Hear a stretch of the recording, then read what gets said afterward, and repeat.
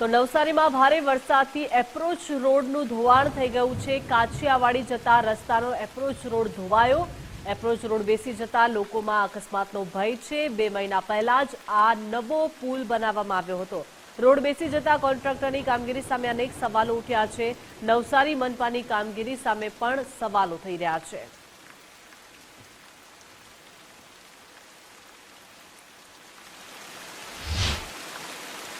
તો ધોધમાર વરસાદથી નવસારી શાક માર્કેટમાં પાણી ભરાઈ ગયા છે। શાક માર્કેટમાં નદી વહેતી હોય તેવા દ્રશ્યો સામે આવ્યા છે। પાણીનો નિકાલ ન થતા વોટર લોગિંગની સમસ્યા સર્જાઈ છે। મહાનગરપાલિકાની બાજુમાં જ આ શાક માર્કેટ આવેલી છે। વેપારીઓને મોટી ખોટ ભોગવવાનો વારો આવ્યો છે। વરસાદી પાણી ભરાતા અનેક વાહનો પણ ખોટવાયા। મનપાની કામગીરી સામે સ્થાનિક લોકોમાં ભારે રોષ છે। પણ અહીંયા આગળ પાણી ભરાઈ ગયેલા છે, ગાડી બંધ થઈ ગઈ છે, પાણી જવાની કઈ સુવિધા નથી। શાકભાજી માર્કેટની અંદર કેવો અનુભવ છે? ગાડી બંધ થઈ ગઈ એટલે આપણને તકલીફ પડે, ગાડી લઈને બહાર નીકળાય નહીં, છોકરાઓ સાથે આવું મુશ્કેલ પડે।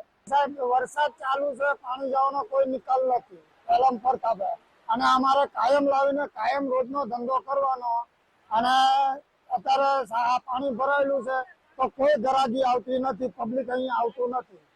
અમારે કાયમ લાવીને અહીંયા ધાન લોટલાનું અમારે દરબાર ચાલે। અમારે અત્યારે બધું બંધ છે સંપૂર્ણ, લારી બારી રોજનો 10-12 હજાર રૂપિયાનો ધંધો થતો હતો, તેમાં બી અત્યારે ખોટ બહુ ગયેલી છે। અમારે 20-25 હજાર રૂપિયાના માલ અમારા બગડી ગયેલા, બધા ફેંકી દેવા પડ્યા અને અત્યારે ઘેરે બેવાનો વારો આવેલો। મહાનગરપાલિકા વાળા કોઈ આ બાજુ જોતા નથી સામે, અમારી સામે કોઈ પેલી એમની ગણતરી જ નહીં મળે કે આ લોકો અહીંયા વેચતા છે, ખાતા છે, તો એ લોકોને કોઈ વિચાર આવતો નથી। નવસારી શહેરમાં સવારથી જ આકાશી આફત વરસી રહી છે। એક તરફ જ્યાં શહેરમાં ઠેર ઠેર પાણી ભરાયા છે, ત્યારે આપણે અહીંયા આવી રહ્યા છે નવસારીની શાકભાજી માર્કેટમાં, જ્યાં હાલમાં ઘૂંટણસમાં પાણી ભરાઈ જવા પામ્યા છે। ખાસ વાત તો એ છે કે આ શાક માર્કેટ નગરપાલિકાની એકદમ જ બાજુમાં આવેલી હોય ને ત્યાં પણ જો પાણી ભરાતા હોય તો શહેરના અલગ અલગ વિસ્તારની સ્થિતિ શું હોઈ શકે। હાલમાં આપણે જોઈ રહ્યા છીએ કે શાકભાજી માર્કેટમાં ઘૂંટણસમાં પાણી ભરાવાની સાથે લોકોનું આવવાનું પણ મુશ્કેલ બન્યું છે। તો શાકભાજી માર્કેટના લોકો હાલમાં ચિંતિત બન્યા છે કે તે લોકોનું શાકભાજી વેચાશે કે કેમ।